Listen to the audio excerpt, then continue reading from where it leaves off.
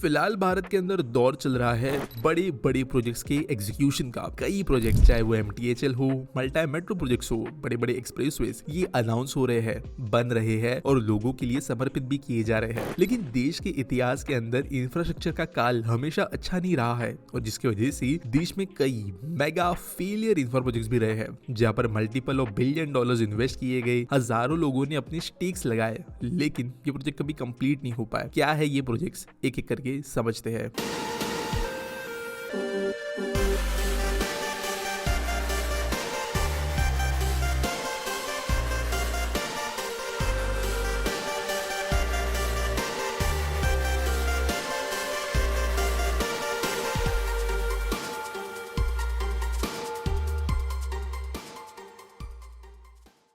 अब दोस्तों यहाँ पर मैं प्राइवेट और सरकारी दोनों प्रोजेक्ट्स के बारे में बात करूंगा। ऐसे प्रोजेक्ट्स के बारे में बात करूंगा जो काम शुरू हुआ, कुछ हद तक वो बनने के लिए तैयार थे, कुछ हद तक वो बन गए, लेकिन बाद में उसके अंदर अड़ंगा आ गया।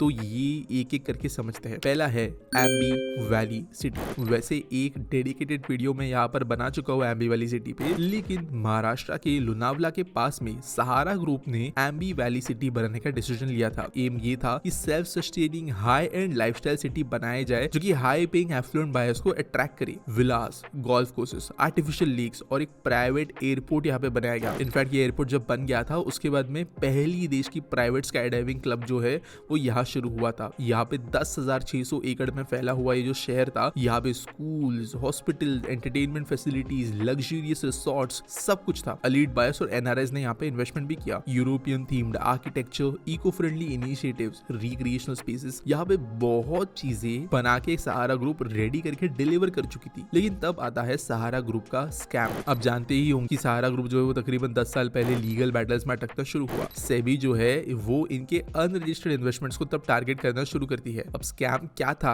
इसके मैं डिटेल में नहीं जाऊंगा, लेकिन एक बहुत बड़ा ड्यू था अमाउंट का जो इनको पे करना था लोगों को, और सेबी को अलग अलग प्रॉपर्टीज अटैच करनी थी जिसके अंदर एम्बी वैली की भी जमीनें और दूसरी प्रॉपर्टीज आ गई। इसकी वजह से डेवलपमेंट शहर पे आगे हो नहीं पाया। कई लोगों ने जो इन्वेस्टमेंट किए थे फ्यूचर को देखते हुए वो कभी कंप्लीट नहीं हो पाए। अगर आपको डिटेल में जानना है कि क्या घोटाला किया, ये जमीन उसके अंदर कैसे आ गई, तो मेरी एम्बी वाली सिटी की जो डिटेल वीडियो है वो आप यहाँ पे आई बटन में देख सकते हो। लेकिन इसके कारण प्रोजेक्ट आगे नहीं बढ़ पाया। अब ये प्रोजेक्ट पूरा फेलियर नहीं है क्योंकि कई लोग जो है यहाँ पर बंगलोज जो है होस्ट करते हैं जो कि कंप्लीटेड थे। स्कूल्स यहाँ पे फंक्शनल है, रिसोर्ट्स फंक्शनल है, एयरपोर्ट अभी भी प्राइवेटली तो फंक्शनल है लेकिन स्काई डाइविंग वगैरह बंद हो चुकी है, और कई बड़े बड़े बॉलीवुड के सितारे जो है उनके यहाँ पे बंगलोज है जिनकी कीमत 5 करोड़ ऑनवर्ड्स ऊपर शुरू होती है। तो अभी भी ये कहीं ना कहीं पे थोड़ा सा सक्सेसफुल है लेकिन अपने फुल पोटेंशियल तक पहुंच नहीं पाया। सेकंड प्रोजेक्ट वो है जिसके बारे में आपके मन में ख्याल तब आ गया होगा जब मैंने पहले प्रोजेक्ट के बारे में बात की, और वो है लवासा। एम्बी वैली ने जिस प्रोजेक्ट से इंस्पिरेशन लिया था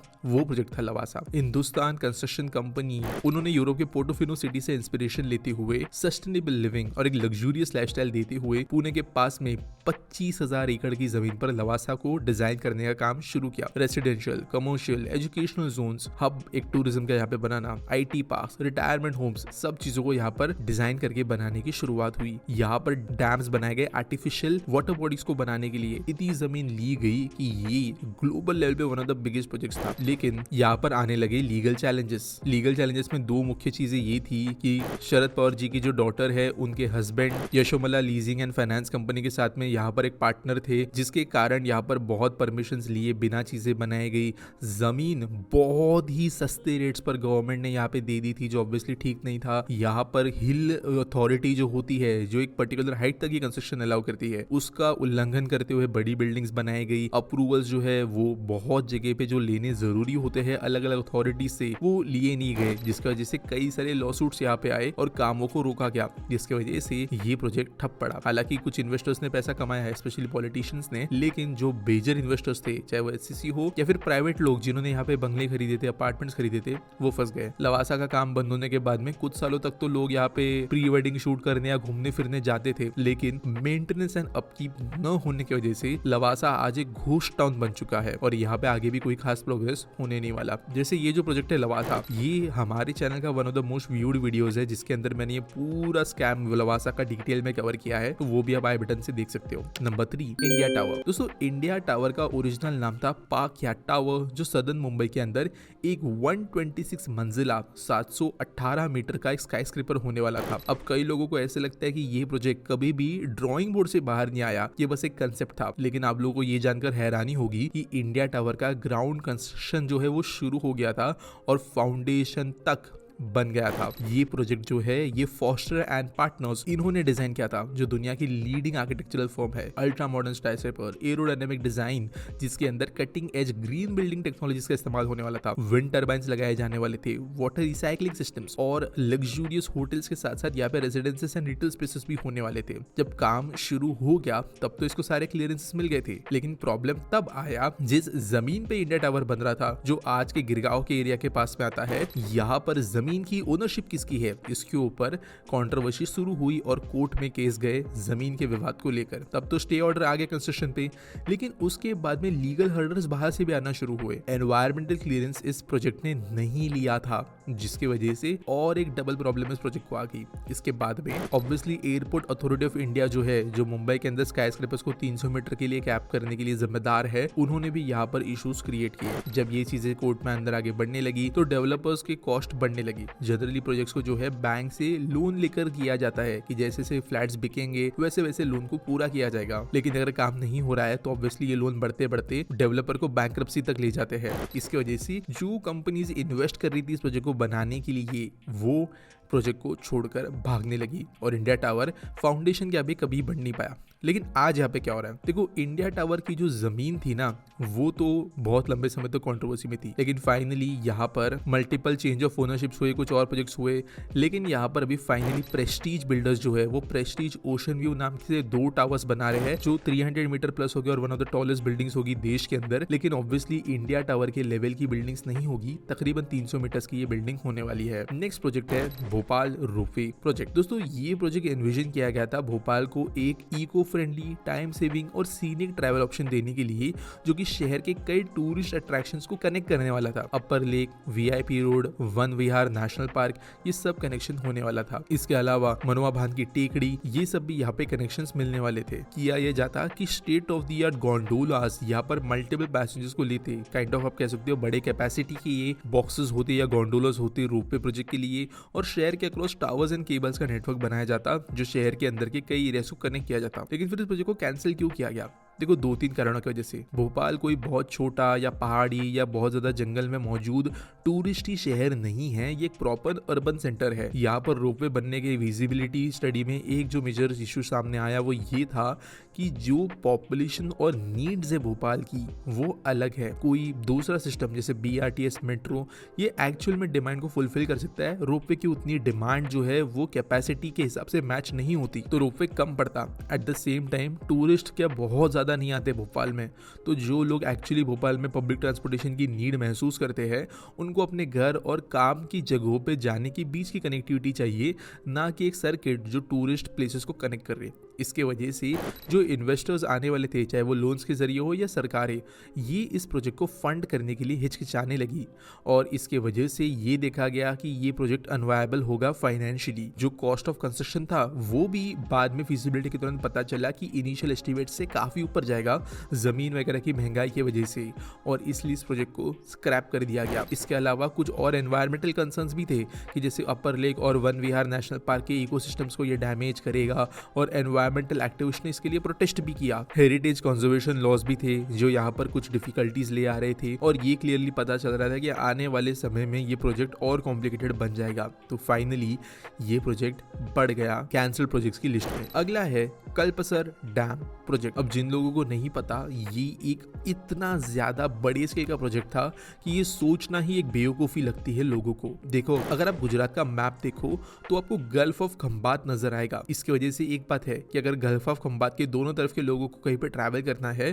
तो उनको पूरा घूम के जाना पड़ता है। अब यहाँ पे एक बहुत बढ़िया डिजाइन किसी ने सोचा, एक बड़ा सा डैम हम बनाते हैं ताकि दो रीजन्स के बीच की कनेक्टिविटी एक ब्रिज के जरिए तो पूरी हो, लेकिन ये जो नदी आती है इस गल्फ ऑफ खंबात में, जो कि नर्मदा नदी है, इसका फ्रेश वाटर हम यहाँ पे स्टोर कर सकते हैं, जो पूरे के पूरे गुजरात की पानी की समस्या दूर कर सकता है। 10,000 स्क्वायर किलोमीटर का एक रिजर्वायर यहाँ पे बनाने का प्लान था और जो डैम है उसकी लेंथ 30 किलोमीटर की होती, 30 किलोमीटर यानी 30,000 मीटर का ये डिस्टेंस होने वाला था। सौराष्ट्र और साउथ गुजरात के बीच का टाइम ट्रैवलिंग ये कम करता। यहाँ पे इन्होंने बोला था कि टाइडल एनर्जी बनाने के लिए सुविधा बनाई जा सकती है, इरिगेशन इंप्रूव होगा, फ्रेश वाटर मिल जाएगा। लेकिन प्रोजेक्ट के अंदर मेजर इश्यूज थे जो आप शायद अभी से देख सकते हो। सबसे पहले ये इशू था कि नर्मदा नदी का पानी अगर आप इतने बड़े स्केल पे रोकते हो तो यहाँ पर जो सॉल्ट वाटर इकोसिस्टम है, मरीन इकोसिस्टम, वो तो बर्बाद हो जाएगा क्योंकि सब फ्रेश वाटर आ जाएगा। दूसरा, नर्मदा नदी बहुत सारा सेडिमेंट लेके आती है, बहुत सारी मिट्टी लेके आती है। आज के डेट में तो वो समुद्र में बह जाती है, लेकिन ऐसा डैम बनने की वजह से कुछ सालों में ही सेडिमेंटेशन की वजह से और वाइल्ड लाइफ डैमेज होती मरीन वाली, और साथ साथ जो ओवरऑल जो आप कह सकते हो स्थल है या नीचे का बॉटम है समुद्र का, वो ऊपर आना शुरू हो जाता। इसके अलावा एक बहुत बड़ा इशू ये था कि कई सारे इंपॉर्टेंट जगह है गल्फ ऑफ खंबात पे जहाँ पर शिप्स की जाने की जरूरत है। दाहेज का पोर्ट है और कई दूसरे इंडस्ट्रियल एरियाज है जहाँ पे शिप्स का आना जाना होता है। अगर इतना बड़ा डैम बना दे तो यहाँ पे शिप्स जाना इम्पॉसिबल हो जाएगा। ऑब्वियसली ये फंडिंग के हिसाब से भी बहुत महंगा प्रोजेक्ट बनता था। 30 किलोमीटर का समुद्री डैम, तो आप सोच सकते हो बनाना और मेंटेन करना कितना मुश्किल होगा। तो ये इंडेफिनिटली सस्पेंशन में चला गया। लेकिन इस प्रोजेक्ट के अंदर एक वाइट लाइन ऑफ होप दिखने को मिल रही है। एक सौराष्ट्र और वडोदरा को कनेक्ट करने वाला expressway design recently Gujarat government ने अप्रूव किया था और उसके डिजाइन में ब्रिज इसी लोकेशन से बनाया गया जहां पे ये प्रोजेक्ट बनने वाला था। तो डैम नहीं लेकिन एक ब्रिज यहां से बन सकता है, इसके चांसेस काफी बढ़ गए हैं। और ब्रिज जो है, जो मैंने प्रॉब्लम्स मेंशन की, उन सारों के हिसाब से प्रॉब्लम्स को दूर करता है। शिप्स नेविगेबल रहती है, एनवायरमेंटल कंसर्न्स कम हो जाते हैं, कॉस्ट भी कम हो जाती है। और 30 किलोमीटर का ब्रिज इंसानों ने बहुत जगहों पे बनाया है। नेक्स्ट प्रोजेक्ट है गुड़गांव मोनोरेल प्रोजेक्ट। कई लोगों को ये नहीं पता होगा, जब मुंबई में मोनोरेल बनी तो देश के कई शहर जो है मोनोरेल प्रोजेक्ट्स बनाने के पीछे पड़े थे, लेकिन गुड़गांव वाज द सिटी जो सबसे क्लोजेस्ट आ गई थी इस प्रोजेक्ट को बनाने के। इन्हें ये था कि दिल्ली मेट्रो का एक एक्सटेंशन बनाया जाए जो कि इस तरीके का हो कि मोनोरेल हो। अब इनको लग रहा था कि 12 किलोमीटर का एक सेक्शन बनाएंगे जो ओल्ड गुड़गांव और न्यू गुड़गांव को कनेक्ट करेगा, जिसकी वजह से एफिशिएंट ट्रांसपोर्टेशन मीडियम अवेलेबल होगा। गुड़गांव आप जानते हो बहुत ज्यादा प्राइवेटली डेवलप हुआ है, तो जिन्होंने मेट्रो प्राइवेटली डेवलप की थी, मोनोरेल उनके लिए एक ज्यादा अच्छा ऑप्शन था। ज्यादा फ्यूचरिस्टिक और सेलेबल वो थी, काफी सस्ती थी कंपेयर टू मेट्रो। इसके वजह से इस प्रोजेक्ट को लेकर काफी हाइप था। लेकिन यहाँ पे ऑब्वियसली सिंपल प्रॉब्लम ये थी कि मेट्रो की जो कैपेसिटी है वो मोनोरेल फुलफिल नहीं कर सकती, और डीएमआरसी के मेट्रोस के साथ में एक प्रॉपर इंटीग्रेशन सिर्फ और सिर्फ तब पॉसिबल था जब प्रॉपरली एक high capacity mass rapid transit system बने, जो कि मेट्रो है, ना कि मोनोरेल। इसके बाद में ये भी क्लियरली समझ में आ गया कि मुंबई की मोनोरेल कोई बहुत बड़ा हिट नहीं है, लॉस मेकिंग बन गई है, व्हाइट एलिफेंट बन गई है। तो धीरे धीरे करके एक एक शहर ने अपने अपने मोनोरेल के कॉन्सेप्ट्स पीछे हटाना शुरू किए। जो फीजिबिलिटी आई थी इस मोनोरेल प्रोजेक्ट की, उसने क्लियरली बताया कि प्रोजेक्टेड पैसेंजर वॉल्यूम के हिसाब से इनसफिशिएंट कैपेसिटी होगी। हरियाणा गवर्नमेंट ने इसके लिए फिर फाइनली बोला कि ये प्रोजेक्ट स्क्रैप करना ही ठीक होगा। उम्मीद करता हूं आपको वीडियो अच्छी लगी होगी। आपको क्या लगता है और कौन से फील्ड प्रोजेक्ट्स है हमारे देश के अंदर, मुझे कमेंट सेक्शन में जरूर बताना। वीडियो अच्छी लगी होगी तो लाइक करना, चैनल को सब्सक्राइब करना, और मिलेंगे अगले वीडियो में।